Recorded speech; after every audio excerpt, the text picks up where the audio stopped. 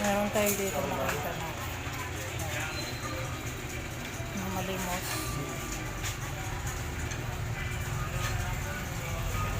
Parang may kapansanan si tatay.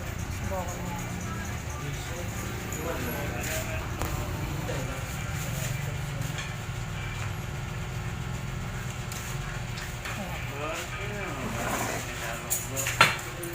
Ano ba? Agad lang dito sa tabang. Pandudulang gulo. Ano pong bulungan? Ano ko? Pagmintinan. Anong sakit ninyo tabi? Tukay mo na. Ano ko po? Stroke. Ano yung nangyari sa bitis nindo? Taga saan po ka mo? Malinaw. Malinaw.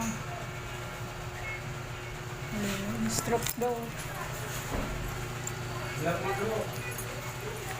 Oo, mga dito po sa TV, mga kababayan. Kung ha? Bakit po? Para matulungan ka. Ha? Ito, tanggapin niyo po, konting tulong. Konting barya po. Ito. Ito po.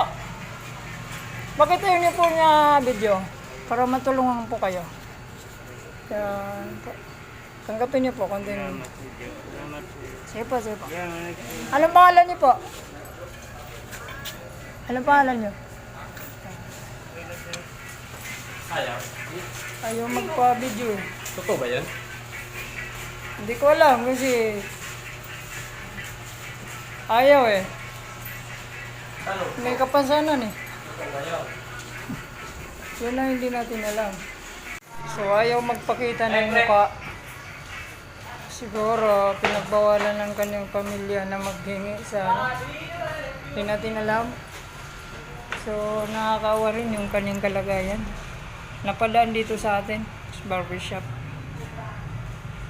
So tinanong natin ang kanyang pangalan. Ayaw naman sabihin. Siguro meron sariling personal na problema si kuya. So yun, umalis na. So kung dumaan po sa inyo, bigyan na lang ng maski konting tulong po. Nakakawa rin yung kanyang kalagayan.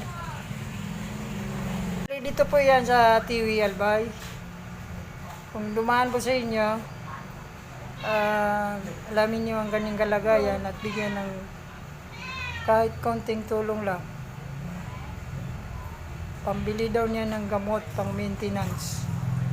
So ayun, pumunta na doon si kuya. Hindi natin alam ang kanyang pangalan dahil ayaw sabihin.